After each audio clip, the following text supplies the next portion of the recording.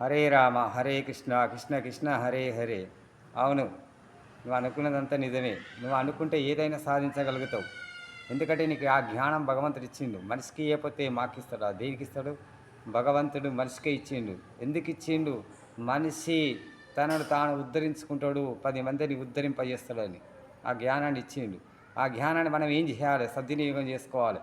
10 మందికి ఉపయోగపడేటట్టు చేసుకోవాలి. మానవ సమాజానికి మేలు చేసేటువంటిది కావాలి. మానవ సమాజానికి ఉపకారం చేసేటువంటి విధంగా ఉండాలి. మన ఇంటి కుటుంబంలో కానీ మనల్ని బట్టి, మన సంస్కారాన్ని బట్టి, మనం నడిచేటువంటి బాటను బట్టి 10 మంది నేర్చుకునేటట్టు ఉండాలి. అదే, ఎందుకంటే మనలో అద్భుతమైనటువంటి శక్తి ఉంది. మనం సాధించినట్టు ఏదీ లేదు. ఆ భగవంతుడు, ఆ పైన భగవంతుని యొక్క అనుగ్రహం తప్పకుండా ఉంటుంది. ఎందుకంటే భగవంతుడు ఉన్నాడనే నమ్మకం మన లోపల ఒక విశ్వాసం ఉండాలి. మనం చేసేటువంటి పని మీద విశ్వాసం ఉండాలి. మనం ఏదైతే పనిని ఎంచుకుంటున్నామో ఆ పనికి తగ్గట్టుగా అది ఆ పనిలో న్యాయం, ధర్మం, నీతి, సత్యం ఉండాలి. ధర్మమైనటువంటి మార్గంలో నడవాలి. ఎందుకంటే మహాభారతం ఉన్నది, మనకు రామాయణం ఉన్నది. ఆ నీతి మనకు చెప్తున్నది. ఆ నీతి శాస్త్రాన్ని అనుసరించండి.